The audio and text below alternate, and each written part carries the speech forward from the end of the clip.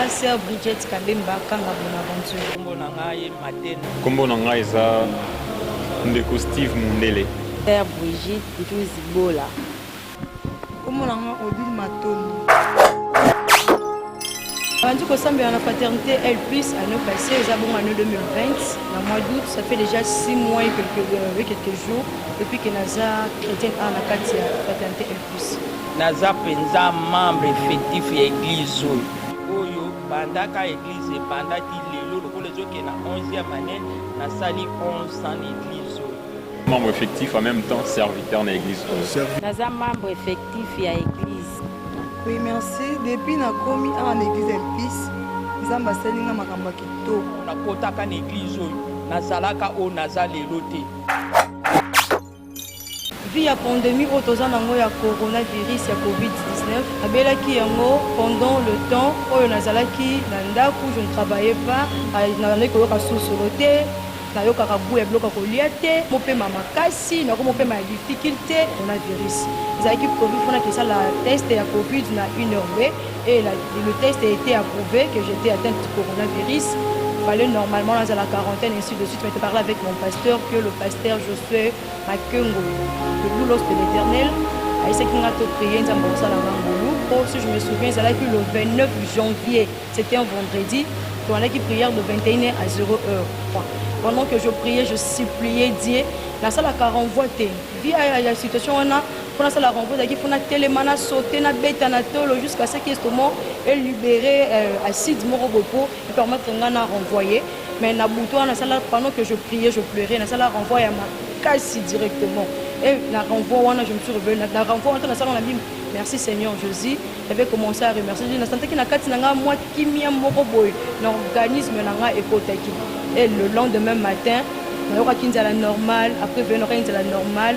La zongi, na komoyo kasolo, et Dieu a fait grâce. Naza, surtout naza en bonne santé, je respire normal, je mange normalement.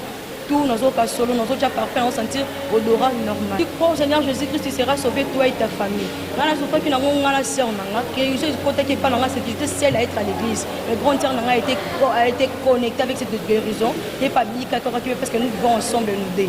Et pas na inde même de là na lola. Guérison c'est bien, mais ceux qui profitent de cette guérison, ce sont les gens qui ont crié au Seigneur Jésus-Christ comme leur Seigneur et Sauveur personnel. Ici à la fraternité, elle puisse voilà la Kota Awa. C'est juste que le nom de Jésus qui est beaucoup plus propagé, nous proclamons que le nom de Jésus. Par le nom de Jésus, à travers son serviteur pasteur Josué Makengo Doulos, nous avons eu grâce à public. Donc la personne qui n'a pas encore crié au Seigneur, je vous invite à croire au Seigneur Jésus-Christ comme Seigneur et Sauveur, parce que Yende Azanzambe ou Nous allons au point de la mort. J'étais vraiment au point de la mort. Et j'ai dernièrement qui service après service dans la zone Indaku. Mais c'est Santa qui en déséquilibre combattu sur le plan spirituel, voire même sur le plan physique. J'avais fourni des efforts. J'ai prié personnellement. J'ai prié. Mais juste après, l'esprit me dit, tu as un père. Étant donné que tu as un père, il faut que tu puisses t'adresser à ton père ou partager naïe par rapport à la situation où les autres traversent. Et c'était par là, dans une décision, n'a béni papa dans téléphone. Allô mon père, je suis Doulos. Allô mon fils, c'est papa je suis combattu vraiment sur le plan physique, voire même spirituel. Dans une incapacité à ôter les mamans au tambola, donc c'est difficile à tambola. Qui tout le temps douloureux, donc je vais appeler papa, c'est papa tala boyfriend sur la bisinga. Chaque téléphone à l'ito simba, place aux douleur, je vais prier. Et puis viens me voir juste aujourd'hui à 12h pour qu'on parle en face. Et avec un certain jeudi. Quand on a béni papa, tu seras prier pour Nanga. À l'instant, tant qu'on a prié, on a senti que forcément que écoute. On a zala qui n'a pas directement jeté non Jésus est Dieu. Directement comment on adorer, on comme louer Dieu après avoir qu'on t'appelle, na côté na douche na sokoli, na eu force. Na zela que même pas 12h et bet là en anda. Directement na bani au tambo la pas à pas na une église 12h et bet linga à une église. Les intercesseurs priaient tellement fortement, prière qui est intense. Là où j'étais assis, capté par le Saint-Esprit, j'étais tombé par terre. Juste après, mon père de l'eau s'était mis à déclarer des choses. Il s'était mis à prier. J'étais saisi par le Saint-Esprit. Je ne savais même pas comment me ressaisir par rapport à la puissance qui était descendue. Qui par terre, je ne savais pas. Papa avait déclaré des choses. Directement, j'avais senti une voix qui montait. Il fallait que je puisse sortir cette voix de moi et témoigner que Dieu avait agi dans ma vie. Et c'était pour cette raison, j'avais gardé cette joie et ce témoignage dans mon cœur pour passer le message aux jeunes gens que Dieu agit, que notre Seigneur est tout puissant et notre Père Josué Makiongo Doulos est tellement un homme de Dieu oint et il sert Dieu en vérité et en esprit. Je me suis confié en lui parce que je savais qu'il y a un secret de la réussite et de la bénédiction par ces canaux. Par exemple, là, je suis dans cette église et je suis en train de vivre la main de Dieu dans ma vie. Et tant que jeune, je suis en train d'avancer, d'exceller dans tout ce que je fais et je rends grâce à Dieu pour ça. Et que tous les jeunes sachent que Jésus-Christ est Seigneur et Dieu est réellement puissant. Il agit à tous ceux qui se confient en lui et à ses serviteurs. Que Dieu bénisse ceux qui nous ont suivis. Ecclésiaste dit, jeune, réjouis-toi dans ta jeunesse, mais sache-le qu'il y a un jour, il y a un jugement qui t'attend. Alors, moi étant que jeune, je me suis sacrifié dans ma jeunesse pour ne jamais faire certaines choses que les jeunes doivent faire. Alors je m'aurais dit à tous ces jeunes qui traînent à la maison de donner leur vie à Jésus-Christ comme étant notre Seigneur et Sauveur et d'abandonner la vie pécheresse, de traiter durement leur corps, de suivre le chemin de Dieu. C'est afin qu'ils réussiront, ils auront du succès. Car Dieu fait des choses à ceux qui croient en son nom et à ceux qui vivent certainement la justice de Dieu dans leur vie. Alors jeunes gens, répondez-vous, venez au Seigneur, vous serez énormément comblés des bénédictions de l'Éternel. Makambo nanga nyonso ezalaka molili me banda na koma na église oyo makambo nzambe azosalela nga ezolekela nga yango nde etindi nga nazala ferme na kati na église oyo. Dernièrement nauta ekobela nasali 2 mois ya maladi wana babandi ngai batraitement nazwi kisi namoni ke ezalaki maladi moko ya molili baintercesseur balekaki kosambela mpo na ngai ekomi un certain samedi ye moko mpasi alobi nga nazoya aye asambeli mpo na ngai ntango asambeli mpo na nga namoni kimia ekomi mardi mpasi wana ekozonga lisusu makasi alors aye kobenga nga le vendredi ale jeudi mama yaka vendredi ntango mpenza nayaki vendredi a na église ntango tosambeli nga moko nakoti na mozindo namoni neti mutu moko nazalaki emporte nazo comprendre te asambelaki mpo na ngai toko nasambelaki mpo na ngai to après tout ça nase retrouve na mabele ntango nalamuki namoni mpenza ke naza guéri totalement mpasi wana nazomona ngo lisusu te nazoyoka ngo mpe lisusu te na ntongo namemi katine ya mai nyonso wana ezotinda nga fo nazala kaka awa na église oyo nakoki kolongwa te loba liwa na oyebisa baningani kati na nkolo yesu baoyo kino lelo bozolinga kopusa liboso ya nzambe te ndeko soki yo kozala mosika na nzambe vi na yo ekozala ya mabe me soki okangami opusani pene na nzambe o nyonso yo ozoluka oyo ya pasi ntango mutu nyonso apusanaka pene na nzambe azongaka lolenge ayaki te yebake soki yo opusani pa nzambe o nyonso eza ya pasi ezokomela yo ekochange pasi ekokoma bisengo ya liboso mwana mutu abanda ekobela epo na informaki paster te ke mwana azobela po apesa ye programme ke azokende retraite ndaki paster bazalaki na retraite message eye kobima ke eza na mwana moko azobela mwana ya mondimi moko azobela na église esengeli mwana wana arejoindre biso na kati ya retraite nga na ndako mwaye nabenga paster ezalaki te mpo nayebaki na mangengenge telefone elekaka te nake mosala natikali mwana sante ezalaki bien te so etindi kaka namekaka nimero ya paster ntango naye kobenga nazwi ye atuninga directement oza wapi naza na ibet na mosala nayebisinga mwana aza wapi mwana aza na ndako azobela bizonga ndako kende kozwa mwana orejoindre biso tanga tokoti atmosphère ya prière ezalaki wana mwana mbala moko mwe makasi ezongi etango paster aye kozwa mwana asala même pas prière mwana abandi oluka mai ya komela mai tozwi mwana mai bapesi ye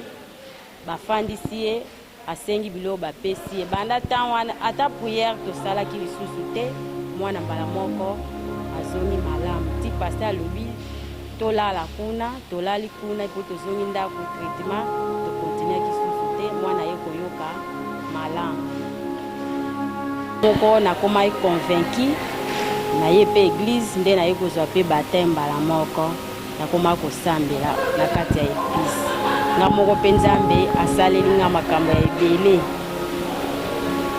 nakomona na baperiode na biso ya kibumwasi nebi ke esalaka mikolo soit 4 soit 5 jours mais ekoarrive ntango eye ezokatana te 1 mois mobimba eleki tokoti na 2e mois eleki mpe ezosalema kaka 3e mois na bando kosenkiete nga moko nayebiki bato nyonso babela maladi oyo baoyo ekomelaka bango ezalaka pasi epuis esengaka mbongo ebele ebongo nga na niveau naza nango mbongo nakozwila wapi wana basere bapriere ka oyo ya bajeudi bakomba bongo nawutaki na mosala na ipen nazwaki décision nalobi nzambe nazolelaka nzela nazokende lelo ifo na bika wana eglize eza kaka nani etongami te ebisi nzambe lelo ifo na bika kuna ye na eglize tolandi mateya na se moto na banda kointercede ka na kati ya motema ntango priere ebandi na kati ya ambiance ya priere wana naye kokwela ntan nakwei na banda oyo santi libumu pasi makasi pasi na banda obalukaka nga moko ti na santi ke paster ayaki na kati ya priere paster priere ya jeudi nasati paster ayaki abondelaki me ayebaki pete nini ezotungisa ngai mpo tosololaki na ye pe nsima priere nazongi na ndako nakomi na ndako pasi ekontinuaki ntango naye ke nasokoli kosokola mwa bambala ebele ntango nasokoli nalali na ntongo nalamuki ere nakesokola lisusu namoni eloko eza lisusu nafandaki na nga mpe nayebisaki ata paster te ye koleka mo mikolo